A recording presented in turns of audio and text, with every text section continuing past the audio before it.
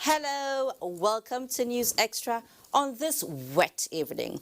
It is a wet one here in the nation's capital. I don't know how it is like at your end. Whatever it is, today's package will sure keep you glued to the screen as we open with good news from the Federal Executive Council that has approved funds for more infrastructure projects that will navigate you to the National Assembly now. And we will hear the latest on ambassadorial nominees and the school feeding program.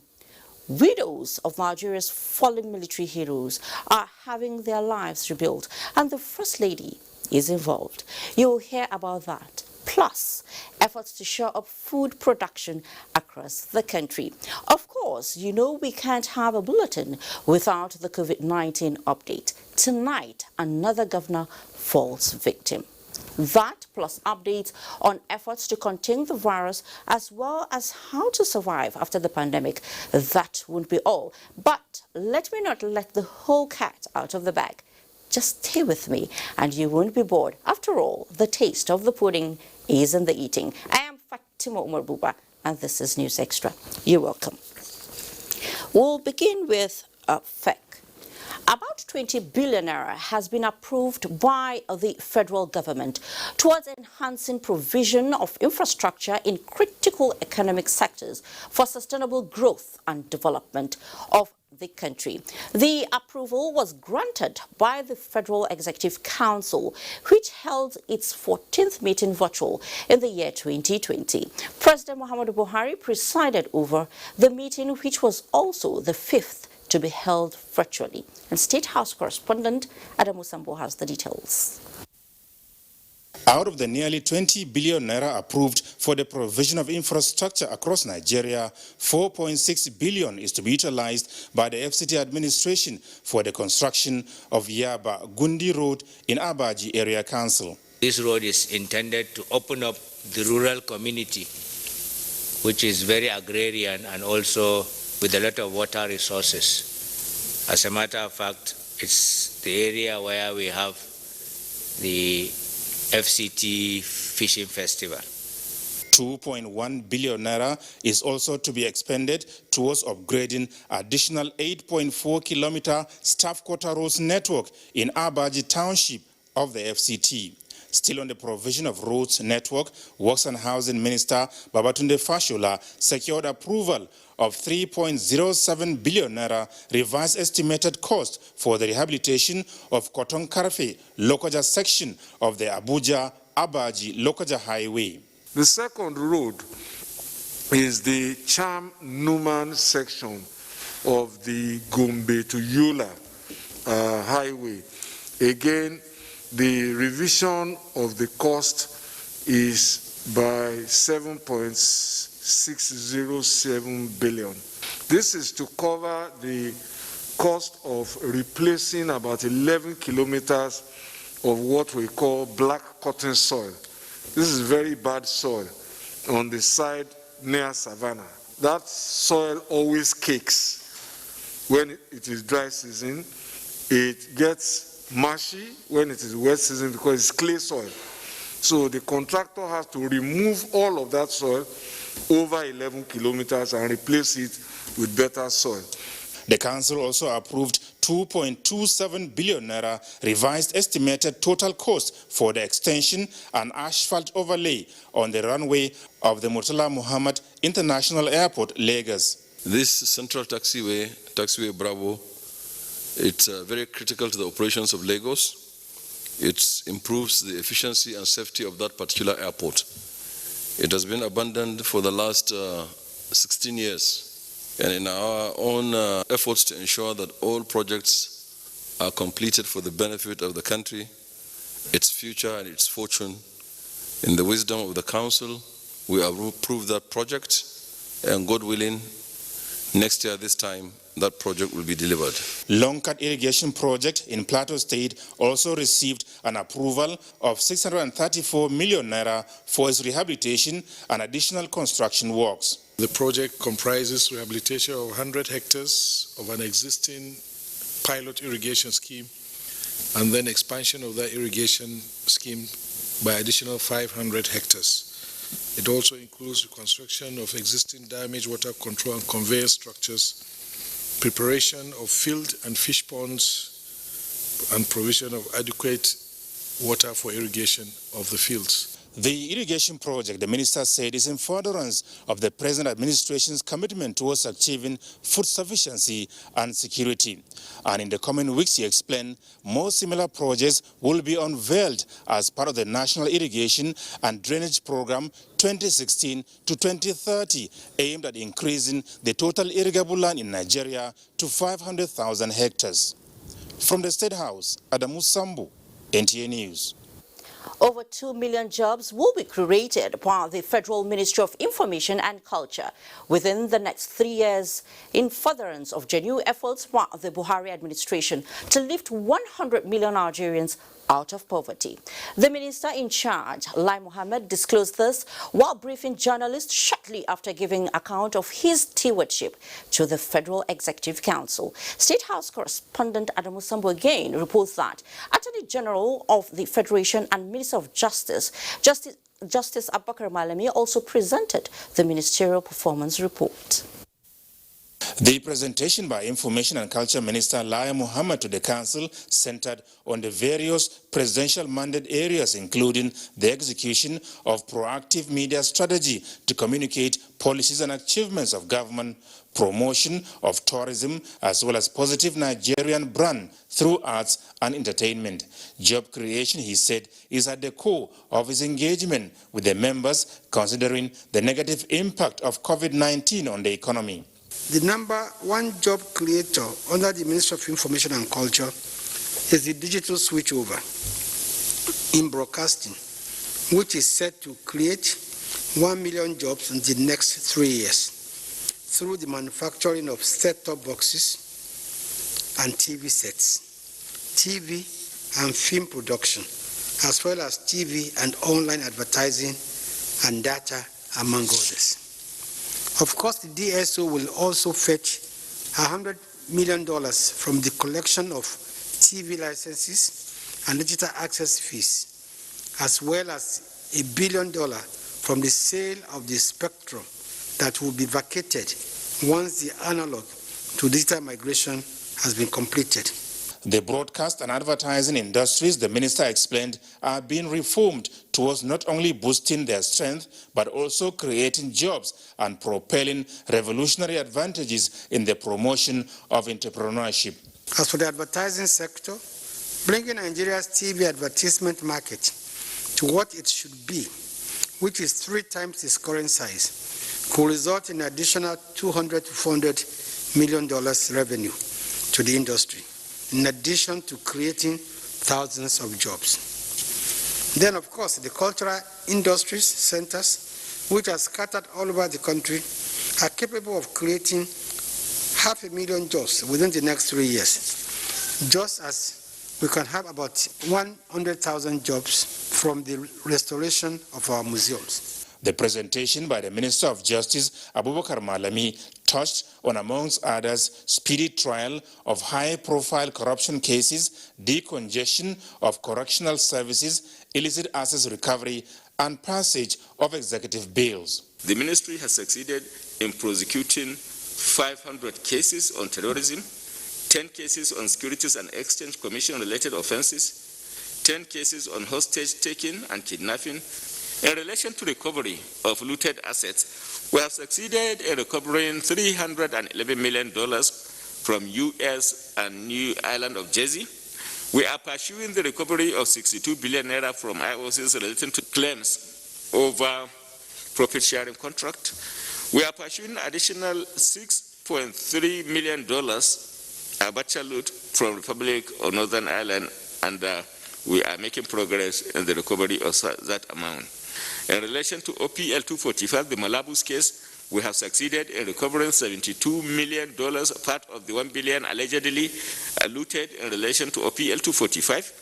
The minister used the opportunity to put the record straight that the federal government is not shielding from prosecution soldiers allegedly involved in the Wadume kidnap kingpin case now before the court of law. What could be said to have happened, perhaps, is a delay for a limited time to allow the processes recognized and realized by law to be consummated as it relates to the prosecution of the military, and not by any means in any way intended to accord them protection or not to present them before the court.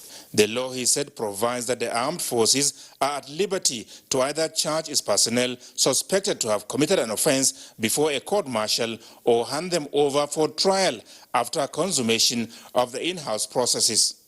From the State House, Adamu Sambu, NTA News. And so a bit on the oil and gas sector now, where the Petroleum Pump Price Regulatory Agency has announced a new petroleum retail price ban of 140 naira 80 kobo to 143 naira 80 kobo for all marketers for the month of July 2020. A statement by the Executive Secretary, PPPRA, Abdul Qadir Saeed, says, after a review of prevailing market fundamentals in the month of June and marketers' realistic operating cost, the new pump price is advised. The statement also says ex-depot for collection includes the statutory charges of bridging cost. It would be recalled that following the full deregulation of the petroleum downstream subsector and the provision of the establishment of a monthly price ban, all marketers are advised to operate within the indicative prices by the PPPRA.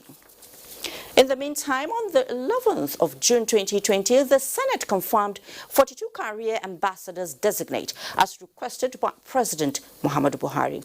In furtherance of his resolve to strengthen Nigeria's missions abroad, President Muhammadu Buhari has again written to the Senate requesting confirmation of 42 ambassadors, and National Assembly correspondent Ignatius Nkwo reports. Wednesday's plenary took off behind closed doors 1 hour after President of the Senate Ahmed Lawan read President Muhammadu Buhari's request for confirmation of appointments. Suleiman Sani from the Federal Capital Territory as career ambassador designate and 41 others as non-career ambassadors designate. While using this opportunity to express my sincere appreciation to the distinguished Senate for the confirmation of career ambassadors earlier forwarded, it is my hope that this request will also receive your usual expeditious consideration. While thanking the President for sending the name of the career one, we want to say that for the FCT, that the non-career has not been submitted. Senate adopted Senator Abba Moro's motion urging security agencies to investigate and prosecute perpetrators of the attacks on Echori and Etapa communities in Benue State. The legislators, through a motion by Senator Ifeanyi Uba, observed the 2020 International Day of Parliament as it called for stock taking by Nigerian legislators at all levels. Parliaments all over the world are needed more than ever to put in place legislation to respond to the health and economic crisis occasioned by COVID-19 pandemic. And of course, ensuring that we always legislate on good governance. Senator Jibrin Issa drew the attention of the Senate to the urgent need for the completion and takeoff of the federal government's aquaculture project at Ada, Kogi State. It resolved to invite the Minister of Finance and all anti-corruption agencies to brief it on illicit financial flows. Senator Gershon Bassi moved the motion, which also canvassed tax amnesty for voluntary repatriation of funds. The Senate has received the report of its Committee on Judiciary, Human Rights and Legal Matters on the Sexual Harassment Bill. It also received the reports of its Committee on Tertiary Education and TED Fund on the establishment of some tertiary institutions. The National Assembly Joint Committee on Media and Publicity has called on the federal government to suspend the implementation of the 774,000 Public Works Program. The chairman, Senate Committee on Media and Public Affairs, Senator Ajibola Basiru, stated this when he briefed National Assembly correspondents on Senate's position on the program.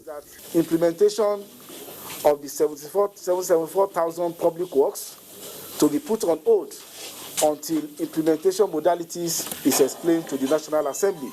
He explained that the National Assembly has been in support of the program right from inception. Senate has adjourned plenary to Tuesday, the 7th of July 2020. From the National Assembly, Ignatius Nkwo, NTA News.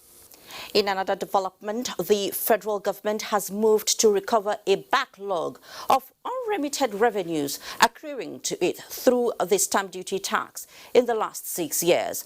The government disclosed this at the official inauguration of the Interministerial Committee on Audit and Recovery of 6 years backlog of stamp duties in Abuja. Benny Adams reports. Amid global dwindling oil revenue, the federal government has resolved to widen the country's revenue base by activating stamp duties revenue collection, which has been neglected for more than 20 years. The inauguration of the Interministerial Committee on Audit and Recovery of Back-year stamp duties and the launch of the FIRS adhesive stamp set the stage for a more vibrant revenue collection strategy.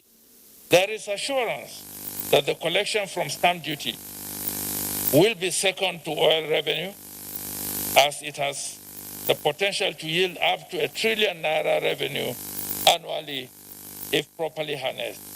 We'll continue to provide the necessary legislative backings and oversight functions that will help maximize the revenue of government and ensure that government is better positioned to deliver on its mandate. Executive Chairman of the FIRS, Mohammed Nami, disclosed that the deployment of technology and the 2019 Finance Act have triggered growing revenue amounting to billions of naira. Total stamp duty remitted into federation account from January 2020 to May, or precisely to say to June, as at yesterday, stood at 666 billion.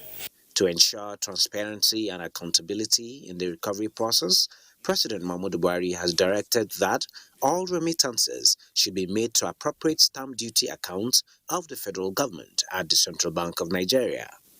Benny Adams, NTA News.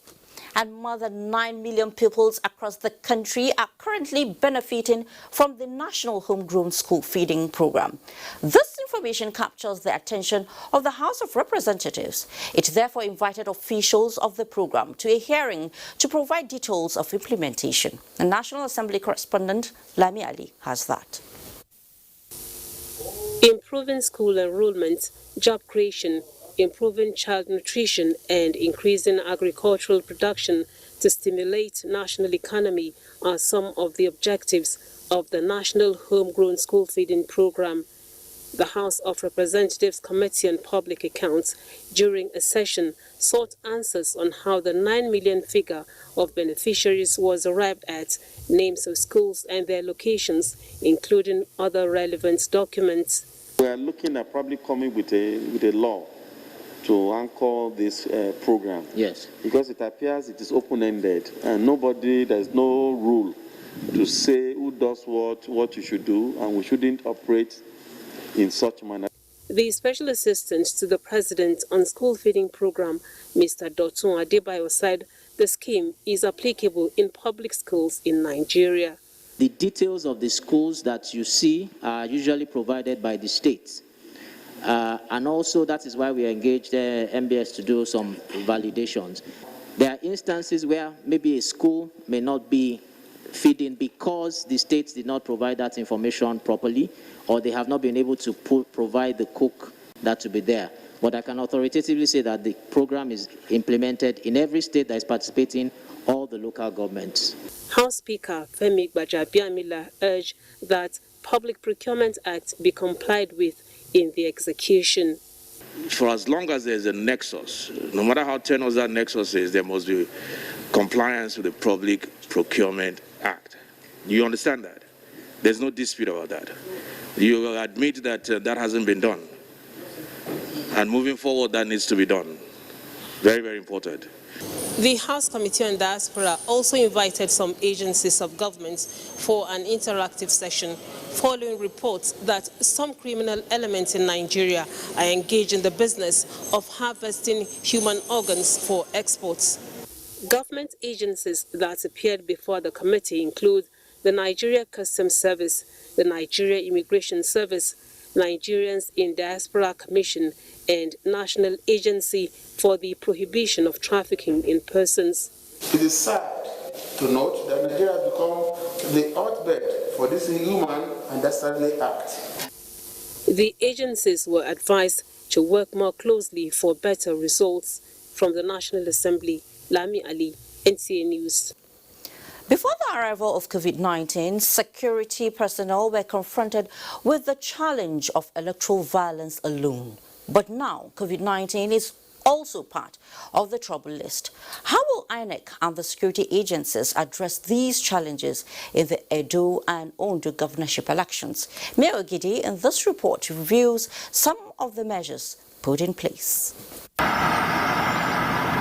Edo and Ondo, states that sound like twins, and incidentally, they have twin challenges. How to avert violence and avoid the spread of COVID-19 as the conduct of the governorship elections get closer. With more than 2.2 million voting population and 14 candidates in Edo State, while 1.8 eligible voters in Ondo, the challenge seems tasking. COVID-19, being a new challenge, needs new thinking. So, INEC and security agencies are also thinking new.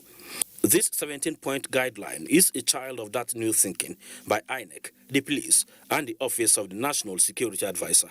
It is a two-part document.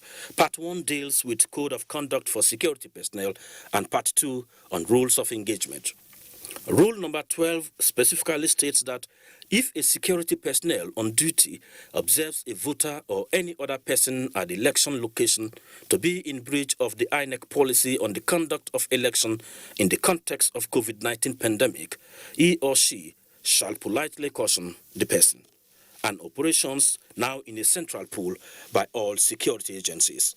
So we are going to have one central command for election duty personnel. We are going to also make sure that we standardize the training for all of them, and there will be one central deployment in terms of elections. In terms of the new reality in town, in terms of social distancing, in terms of wearing of face masks, in terms of hand sanitizers and so on, we are going to be working closely with the Nigerian police force and the security agencies to make sure that political parties space out their campaigns and their rallies so that they do not clash. While INEC insists on not trading anything off in the conduct of the elections, drawing from their experiences in party primaries in Edo State, efforts need to be redoubled. Mayor Ogidi, NTA News. Meanwhile, the National Working Committee of the People's Democratic Party has constituted its screening committee for the October 2020 governorship election in Ondo State. A statement from the party's National Organizing Secretary, Austin Akubundu, says the committee is mandated to screen all aspirants for the upcoming election. Former Speaker of the House of Representatives, Yakubu Dogara, is a chairman of the 5-man committee with Senator Zainab Kure, Fred Agbedi, and Ndubisi Agwama as members. Reverend Bumi Jenyo is to serve as the secretary of the committee.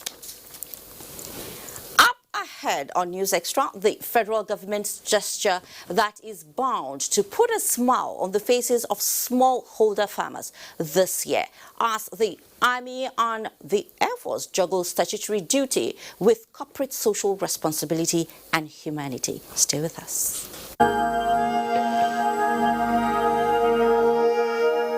I wish to once again commend the frontline workers across the country who, on a daily basis, risk everything to ensure we win this fight. For those who got infected in the line of duty, rest assured that government will do all it takes to support you and your families during this exceedingly difficult period. I will also take this opportunity to assure you all that your safety, well-being, and welfare remains paramount to our government. I am using this opportunity to express our deepest condolences to the families of all Nigerians that have lost their loved ones as a result of the COVID-19 pandemic. This is our collective loss, and we share your grief. You see, as I talk to you plenty, Nana.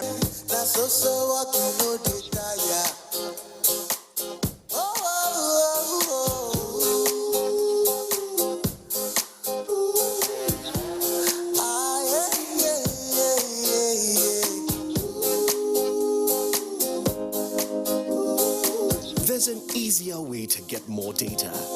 Get more out of life with the new Airtel data plans. Dial *141# now.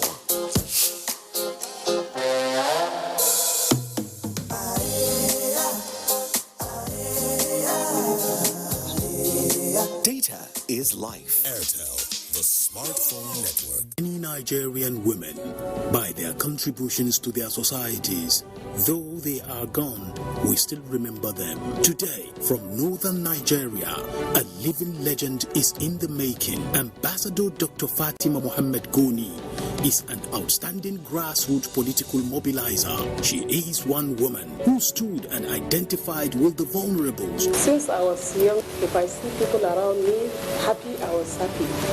If I see people, they are not happy, I'm not happy. This woman is using everything at her disposal to make life worth living for millions of people. Dr. Ambassador Fatima Goni, I love her because of her commitment to wipe tears on the faces of the less privileged.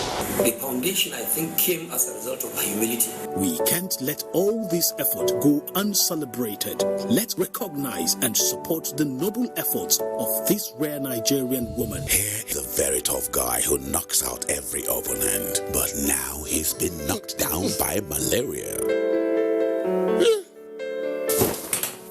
Amatem soft gel. Amatem soft gel. Amatem soft gel makes treating malaria easy. Daddy, when I had malaria in school, they gave me Amatem soft gel. It's soft and easy to swallow. Amatem soft gel is a game changer.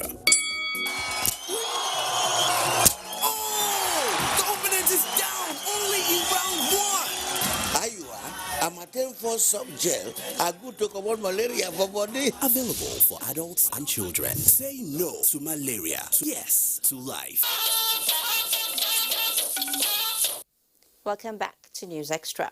First Lady Aisha Muhammad Buhari has pledged her continued support towards empowering the wives and the families of gallant officers and men who have lost their lives in the service of the nation.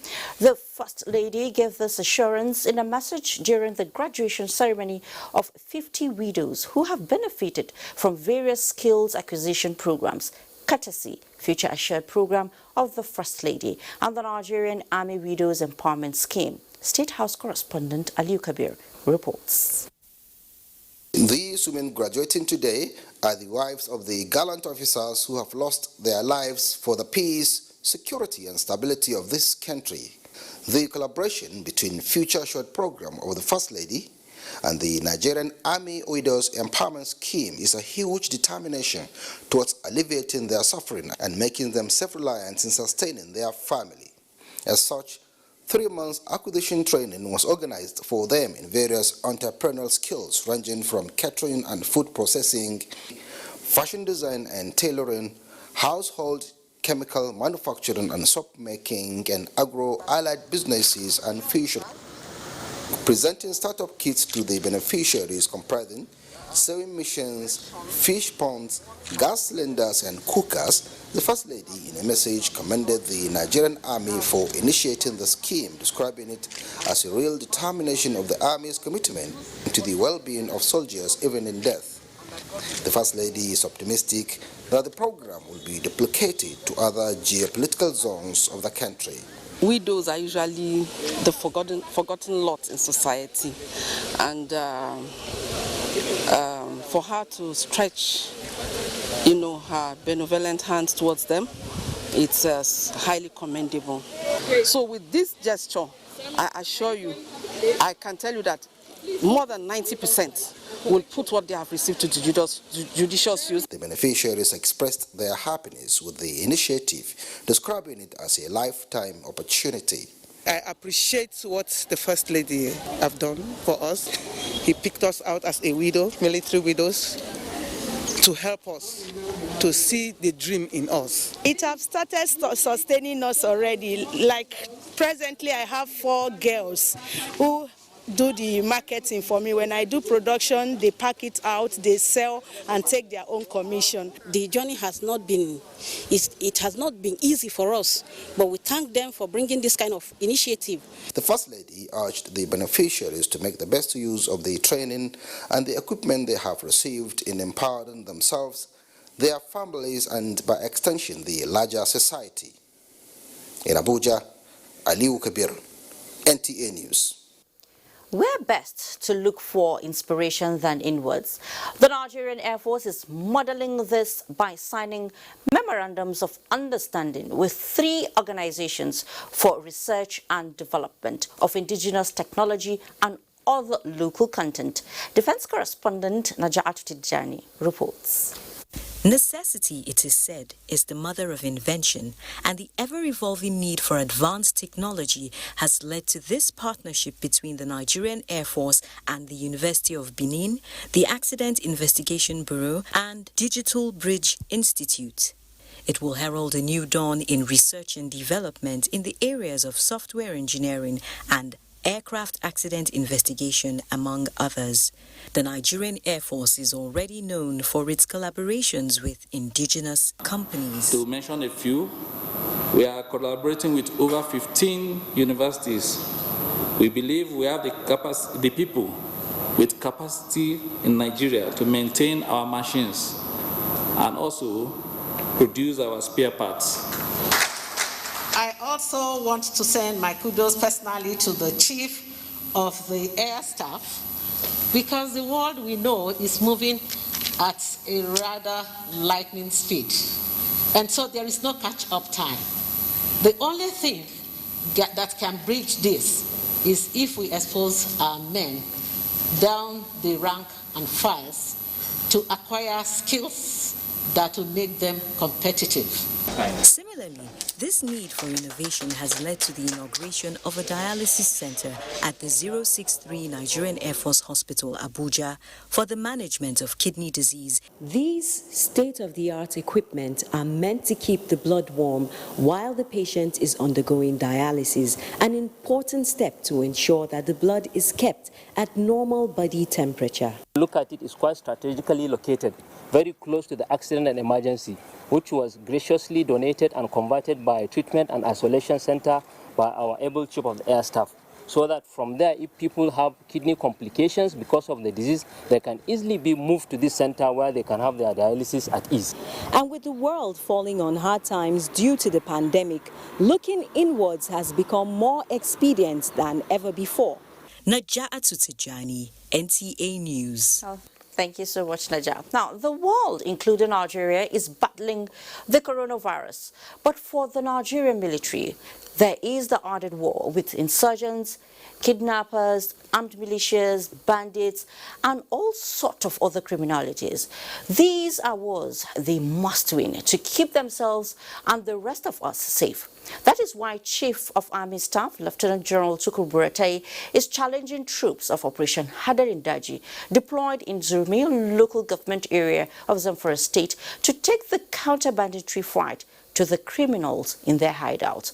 The Army Chief gave the directive while on operational visit to a joint military base in Zurmi. This is not just hearsay, as Defense Correspondent Ismail Musa was there. Zurmi, an agrarian community, is about 1 hour 30 minutes drive from Gusau, Zamfara State capital, and 30 minutes to Niger Republic. The vast land and the area's proximity to Niger is said to be partly responsible for the wave of banditry, kidnappings, and transborder crime, dislocating socioeconomic activities on the area. That is why the Army Chief is directing troops to identify criminal routes and hideouts to rapidly eliminate them. We will not allow them to have any edge over us. And the best way to do it is to go deep into the forest, teach them out, and deal with them practically on the ground. Buratai assured the deployment of more equipment, platforms, and improved welfare. You should spare nobody as long as he has carried arms against the state. We must ensure that we remain focused. While the aggressive drive is on to secure some troubled areas in the northwest, some farmers in Bunuja in Zamfara State said their communities are safe and peaceful. The security in this village is very good. We are very happy to see this year. Lieutenant General Buratai was also at the palace of the Emir of Zurmi, Bubakar Atiku Ahmed, and Emir of Karanamoda, where he enjoined the traditional institutions to cooperate with security agencies in the renewed onslaught against criminality in the zone. From Karanamoda, Ismail Musa, NTA News. Residents of Umwebule Eche community have called for improved security presence to stem the tide of crimes within the Eche and Oigbo axis of River State. This followed the arrest of a kidnapped kingpin, Antonio Okechukwu, in Umwebule community, who allegedly killed and dumped the bodies of his victims in Soak-Away Pit. Robinson Derataide has the details. An hour and a half drive from Port Harcourt to Umwebulem community in Eche, led by the Commissioner of Police, Mokan Joseph, accompanied by the Commander Anti-Kidnapping Squad, Edwin Collins. Their mission to evacuate the bodies of the 4 victims allegedly murdered by Anthony Okechukwu. The victims were businessmen who supplied Okechukwu shoes and later killed by him after inviting them to collect their money. To carry out his criminal act, the suspect carefully built a long fence over his bungalow. The police tracked him following a complaint by the family of the last victim, a businessman from Abia State. He collected some ransom and still went ahead to kill his victims. He's a serial killer. He's bloodthirsty. I believe that government should put their eye down and know that many people are committing this crime, because people are missing every minute, every day. I would like River State government to help us, at least to investigate all these fence that is too high. Members of the community were eager to set the house ablaze, but for the intervention of the police. The wife of the suspect escaped with 2 of their children, leaving 2 others behind. From Umwebulem in River State, Robinson Deratede, NTA News. Ensuring profitable agriculture and attaining food sufficiency require the commitment of both farmers and policymakers.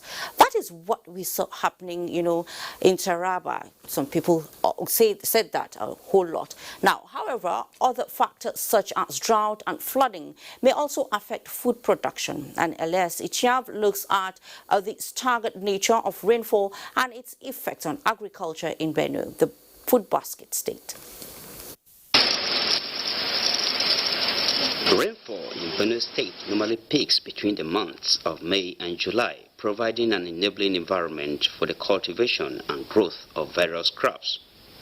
This year's onset of rainfall in most parts of the state is in a staggered nature, leading to stunted growth of crops, overgrown weeds, and the threat of emergence of armyworms which eat up plants. When there is no rain, the attack of this pest disease is much more.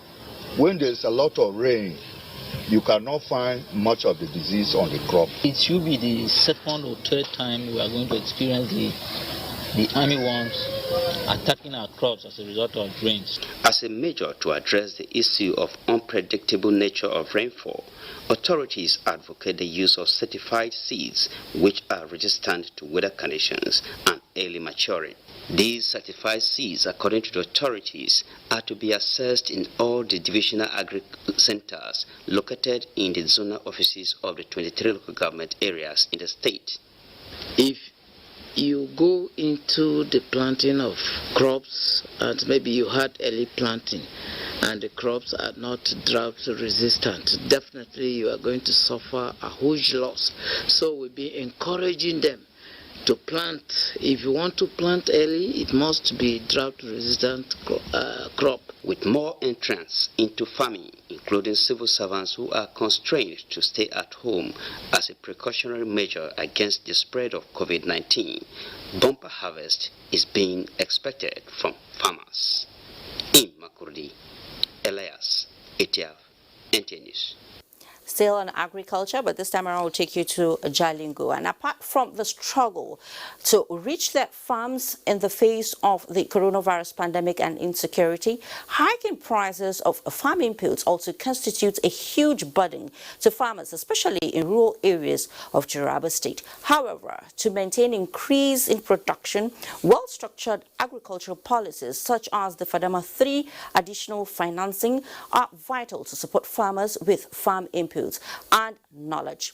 And that is exactly what is going on. For this year's rainy season, the program has started distributing inputs to rice farmers to replicate the bumper harvest of last year. Joseph Austin has that. The 2020 farming season has gone deep, and farmers in Taraba State are out in the fields doing their best to produce food en mass for local consumption and export. However, production this year may be more challenging following hike in prices of farm inputs attributed mainly to COVID-19 lockdown. This 240, we normally buy 1,002. Now it's 1,008, 1,900. There's increase in price. Furthermore, 3 additional financing has stepped in to support farmers overcome the challenge. It is distributing inputs to rice farmers to boost production during the rainy season and maintain the bumper harvest of last year. We were looking for these items, however, I got them now for free. They will help us improve production this year.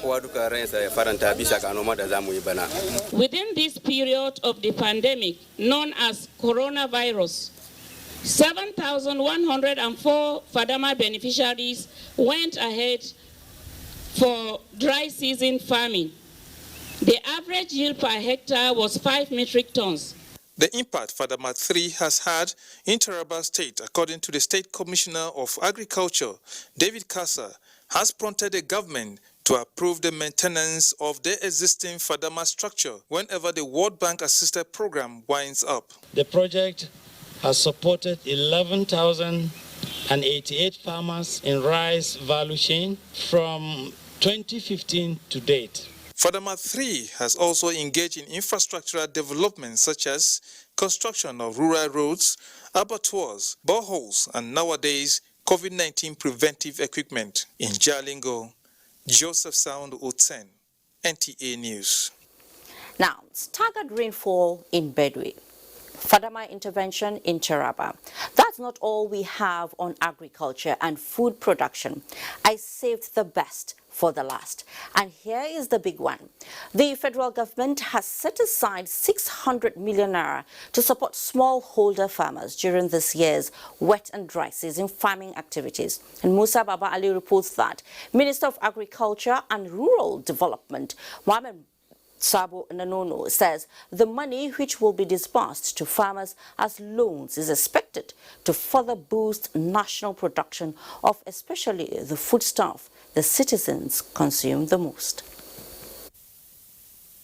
Close to 2.5 million farmers are expected to benefit from the federal government's 600 million naira agricultural intervention program. The initiative is aimed at supporting farmers towards improving productivity and boost national agricultural output. Consequently, the Minister of Agriculture and Rural Development, Mohamed Sabana Nunu, says registration of farmers and data capturing have commenced nationwide. I hope they will use that opportunity to do more and even expand their farming. In the meantime, the minister has flagged off the commencement of wet season farming activities under the Agro-Processing Productivity Enhancement and Livelihood Improvement Support Project appeals in Gabasawa local government area of Kano State. Farmers are targeting, production of 480, tons of rice, within 120 hectares of land. And these tons of rice is already linked, to an off-taker, which is ready to uptake. Appeals is a joint Nigeria World Bank multi-billion naira project designed to enhance agricultural productivity of small and medium-scale farmers and improve value chain in the 6 participating states. The participating states are Lagos, Kano, Kaduna, Kogi, Cross River, and Enugu. Musa Baba Aliyu, NTA News. And away from agriculture now, senators from Adamawa State have drawn the attention of a federal government to critical infrastructure initiated but abandoned by past governments. This was when they visited the Minister of Works and Housing, Babatunde Fashola, to appeal for the completion of the projects. Abokar Usman Akwanga reports. Representing Adamawa Central, Aisha Dahiru led the legislators and enumerated some abandoned critical projects that would have facilitated the development and security of the people. Shamnum and Jalingo Road, and at the same time plead, request and beg you to consider many other federal roads and bridges that are almost collapsing. For example, the Mararaba, Fufore, Sebore, Karlahi, Mayo Chanchi, for which a request has been submitted to your office. Minister of Works and Housing Babatunde Fashola noted that the visit will open up a new vista for rapid socio-economic development in Adamawa, assuring that more projects will commence as soon as resources are available. I also acknowledge the bipartisan collaboration in Parliament to ensure that things move forward, at least as far as your state is concerned. The biggest problem we have today is the resources to complete most of the roads that we inherited from the previous administration that we are continuing with. Rajiv Fashola says federal government will continue to give priority to all segments of the country and appealed for peace and cooperation. In Abuja, Abubakar Usman Akwanga, NTA News. Many thanks, Usman. Now, when we return from the next break, we're about to take trending stories on the global coronavirus pandemic, breakthroughs, and the face shields. What is it about the face shields? Answers when we return.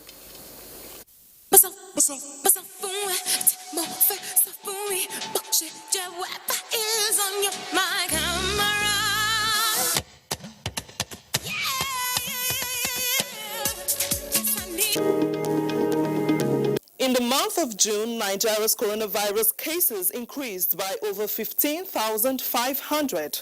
Latest statistics provided by the Nigeria Center for Disease Control reveal that Nigeria now has 25,694 confirmed cases. 9,746 cases have been treated and discharged, while 590 deaths have been recorded. A total of 134,257 tests have been carried out as of June 30th, 2020. Continent-wide, Africa is reporting 409,242 confirmed cases of COVID-19. As at 6 p.m. local time, figures by Worldometer show that out of the number, 10,214 deaths is recorded, with 196,246 recoveries. Still in Africa, Burundi's new president, Evariste Ndayishimiye, has promised steps to combat the spread of COVID-19. A shift from the stance of his late predecessor, who dismissed the danger posed by the novel coronavirus. Globally, record published by Johns Hopkins University as at 6 p.m. says 10,679,584 people have been diagnosed with COVID-19. More than 5.8 million have recovered, and 516,261 have died. Meanwhile, the United States has purchased all of the world's upcoming supply of COVID-19 treatment drug, Remdesivir. The drug produced by the firm Gilead Sciences has been shown to help people recover faster from the disease. And the World Health Organization is warning people against wearing masks while exercising. The WHO gave the warning on Wednesday in its daily update, adding that sweat could make the mask become wet and would promote the growth of microorganisms. And that's a global update on COVID-19. Many thanks for watching. I am Joyce Umetu.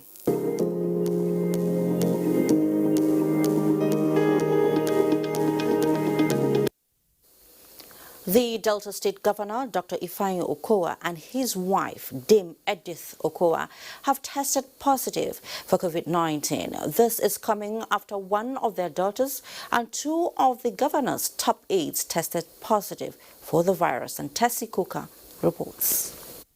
The news of the #1 family of Delta State testing positive to COVID-19 was given by the Delta State Governor's Chief Press Secretary, Olise Ifejika, who says Governor Ifeanyi Okowa and family are in stable condition and have commenced necessary treatment and further isolation. A few days ago, he announced that one of the daughters tested positive, and from that day, he and his wife were going into self-isolation. So for 14 days, between he felt he needed to test. So he tested and two of them tested positive. But it's quite stable. The governor thanked Deltans for their prayers for his family and called for continued supplications for all patients undergoing treatment for the pandemic. Governor Okowa assured that his administration would not relent in its efforts at combating the virus in the state. He urged the public to support the government in that regard by complying with prescribed protocols by the Nigerian Center for Disease Control, NCDC. Meanwhile, Delta State has recorded 965 confirmed cases, recovered 190, and 25 deaths have been recorded in Asaba. Tessie Koka, NTA News. The challenge of shortage of testing kits for COVID-19 may soon be over following the production of the ribonucleic acid testing kits for the diagnosis of the virus by the Nigerian Institute of Medical Research, Lagos. Annie Daniels has the details. Has come up with several innovations aimed at curbing COVID-19 in Nigeria. These innovations include the ribonucleic acid testing kit, RNA, do-it-yourself COVID-19 sample collection, and several other COVID-19 related innovations, all of which are validated. When you go to our website and you decide you want the do-it-yourself testing, then they will send this is a video clip to you. They send a video clip to you whereby you see how to collect the sample, and then a dispatch rider will come to NIMA, collect the sample collection kits, and bring it to whichever address you have put, if it's your house, if it's your office, wherever it is. So we compare this product with products from Germany, products from the US, products from the UK, and products from Asia, and the results were comparable. The institute says it is still working on other local kits for COVID-19 and other viral pathogens.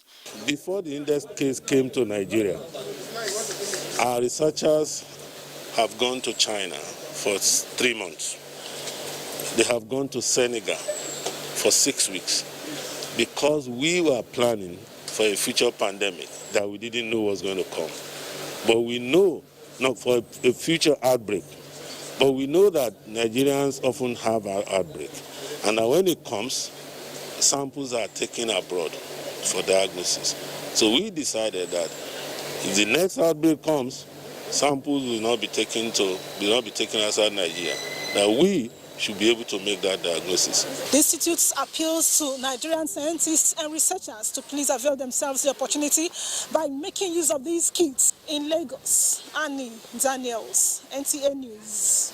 And as Nigeria enters a new phase in the lockdown protocol and continues easing economic activities in the country, state governments have been advised to key into the federal government strategies to ensure the country's economy comes off the pandemic stronger and better.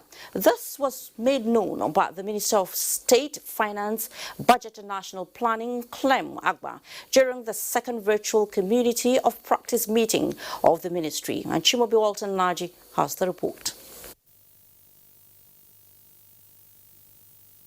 Ministry of Finance, Budget and National Planning, the Budget Office, is to afford commissioners of budget from the 36 states of the Federation and other stakeholders an opportunity to review strategies geared towards having an economy that will withstand the global economic shock occasioned by the pandemic. Now, some of these efforts include an estimated economic stimulus package of 2.3 trillion naira, mobilization of external support and funding, and an increase in non-oil revenue generation. This meeting is very significant as it provides us with the opportunity to chart a new course towards the development of the country amidst the COVID-19 pandemic. Additionally, we are seeking for moratorium from official partners on bilateral and multilateral debt and arrangements to secure commercial debt relief. We are also taking steps to increase our non-oil revenue generation. The steps include, but not limited to, VAT reforms in the Finance Act 2020, Customs Administration enhancement, tax incentives and exemptions. These measures will ensure Nigeria's economy does not contract to about 8.9%. The Minister for State Finance and Budget, National Planning, Clem Agba, enjoined states to consider a review of their 2020 budget to reflect the new realities and develop sectoral responses that will address immediate needs. In Abuja, I'm Chimobi Walter Naji, NT News. Thank you so much, Chimobi. Now, as the novel coronavirus continues to wreak havoc worldwide, health experts have emphasized the use of face coverings among other safety measures. Of course, trust Nigerians, the face masks have become another fashionable piece of adornment, but that is not the focus here. The focus is the emerging trend of the use of face shields and how effective such shields are in protecting the user and in curtailing the spread of the virus. Uche Ugochukwu takes it up from here. The new normal occasioned by efforts to curtail the transmission of COVID-19 is taking another dimension in Nigeria, with face shield instead of the mask, complementing dressing of many, especially at official functions and offices. Mrs. Ann Epo, an assistant director with the NTA, has also dumped the mask for the shield. The first reason I went for the face shield is, number one, is well covered. Covers, you can see from the top of my face down.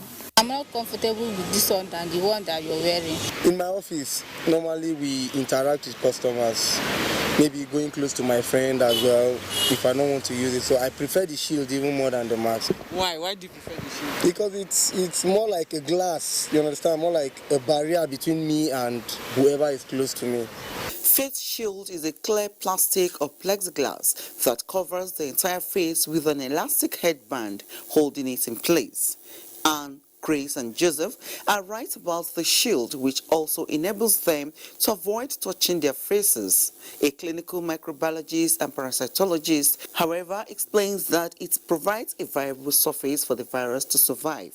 The more vulnerable parts, which is usually your nose, right? That's the one that has direct connection to your lungs.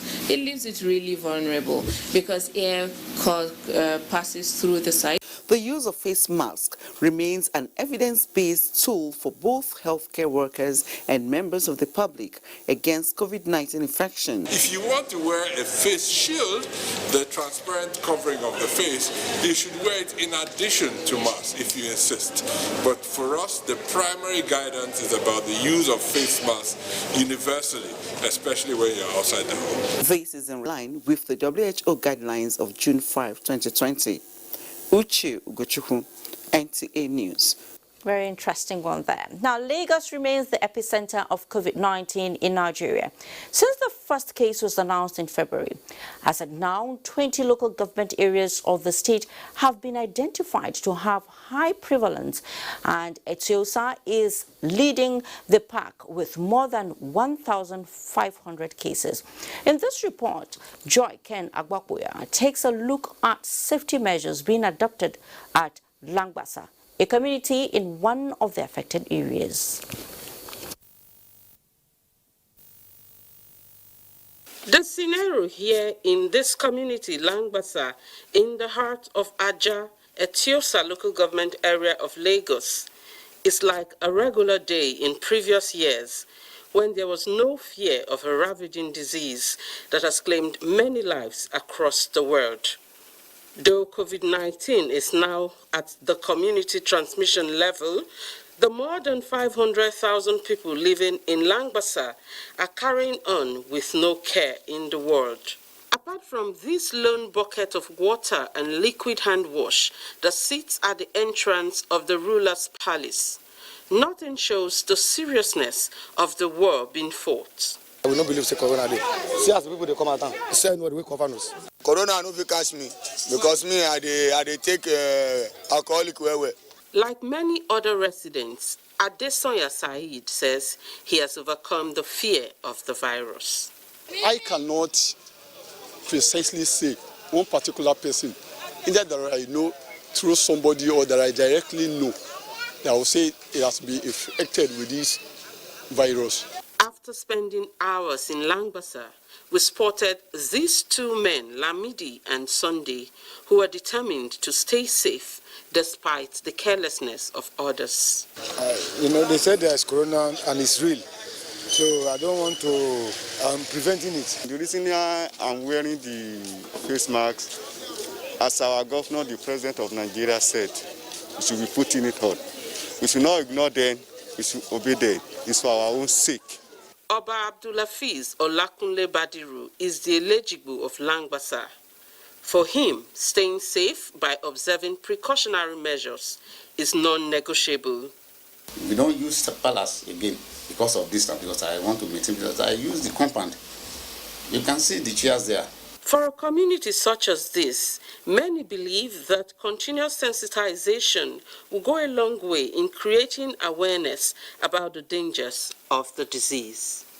In Lagos, Joy Ken Abakbuya, NTA News.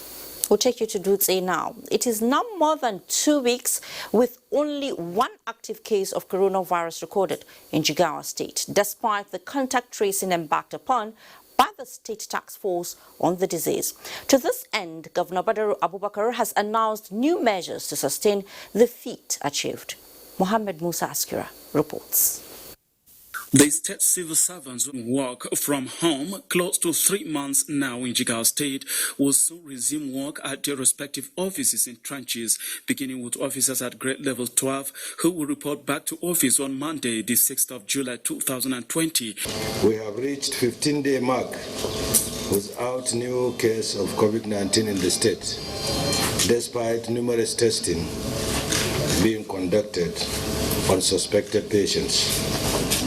Since the beginning of this positive trajectory, we have refocused our attention toward mainstreaming COVID-19 activities into routine healthcare delivery in the state.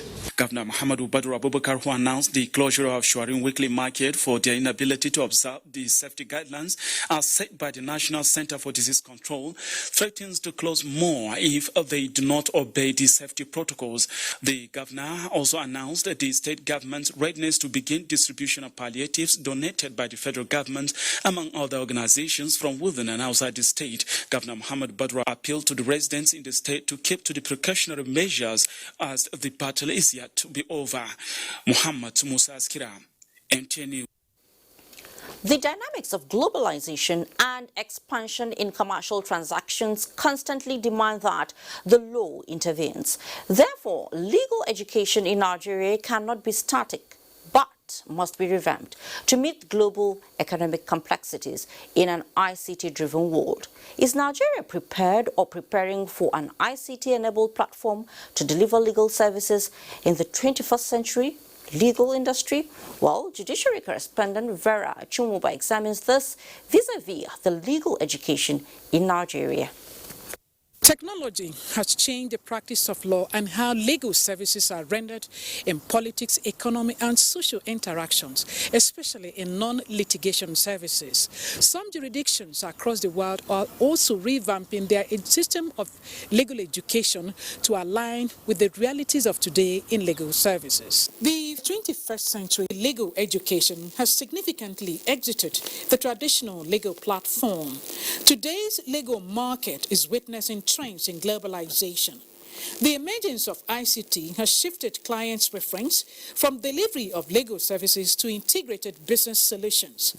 For Nigeria to keep pace with demands of the digital changing world and ensure efficient delivery of top-notch legal services at a much faster and cost-effective rate requires a reform on the curricula of legal education.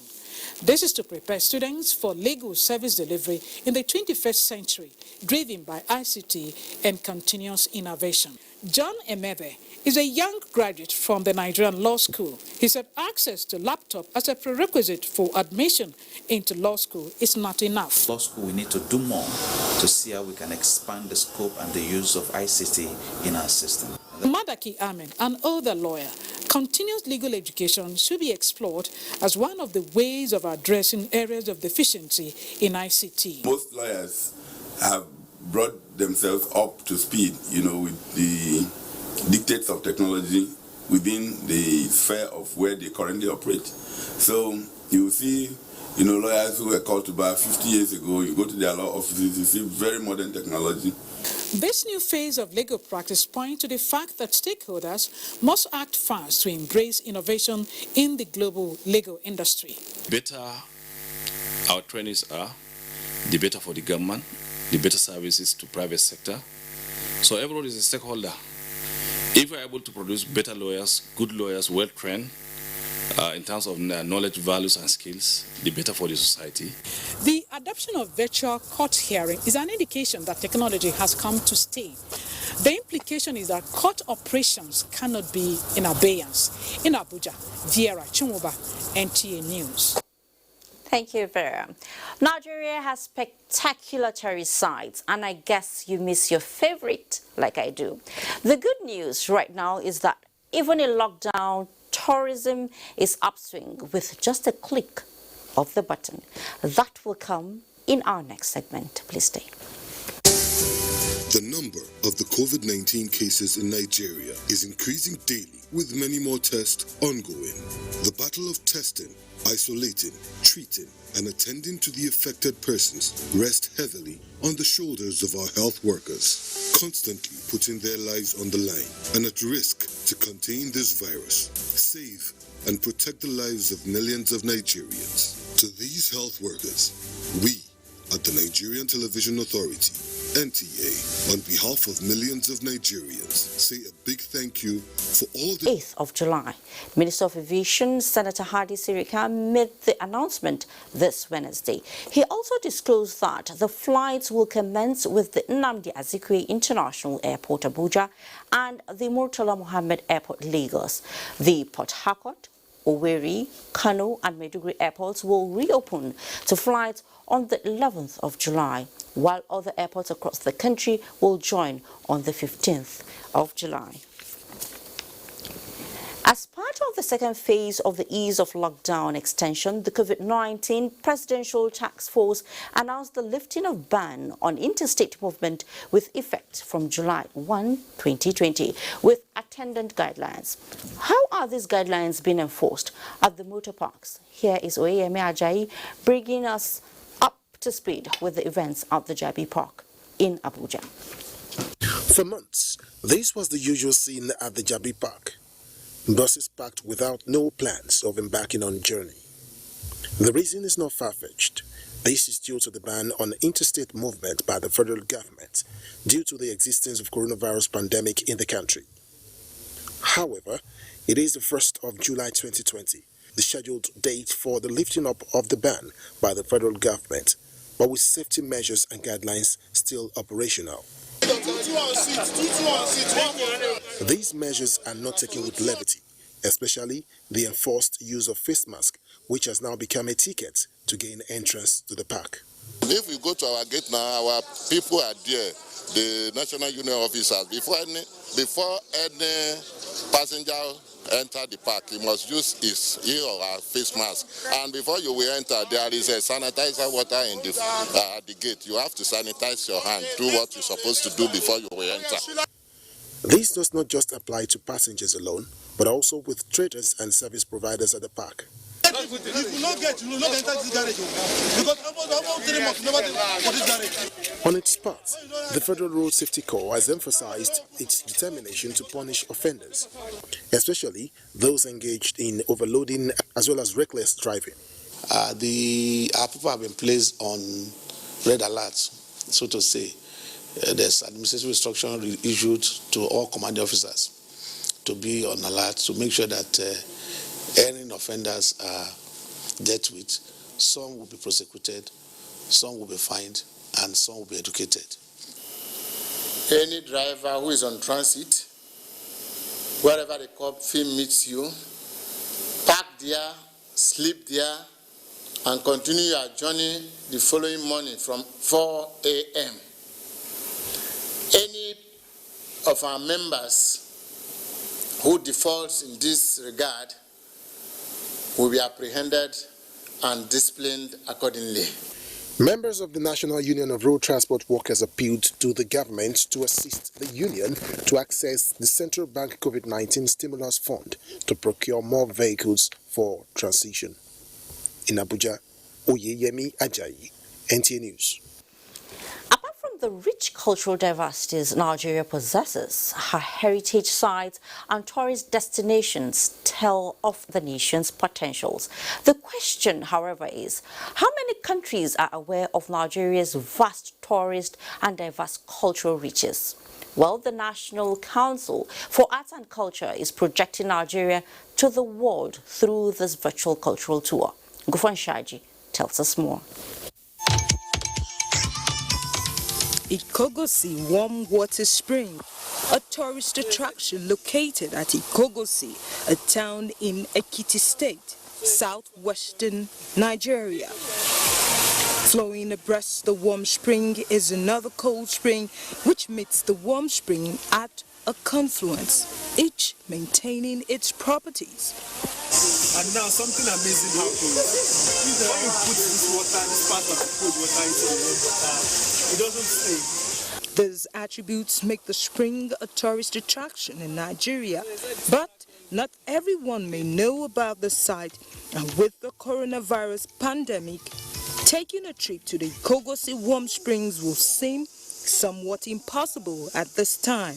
However, the National Council for Arts and Culture has made it possible for anyone to visit from the comfort of their homes through this virtual tour of sites like the Ikogosi Warm Water Springs in Ekiti State, the Zungere Military Cemetery in Niger State, the Tafawa Balewa Tomb in Bauchi State, amongst other tourist centers in the 6 geopolitical zones.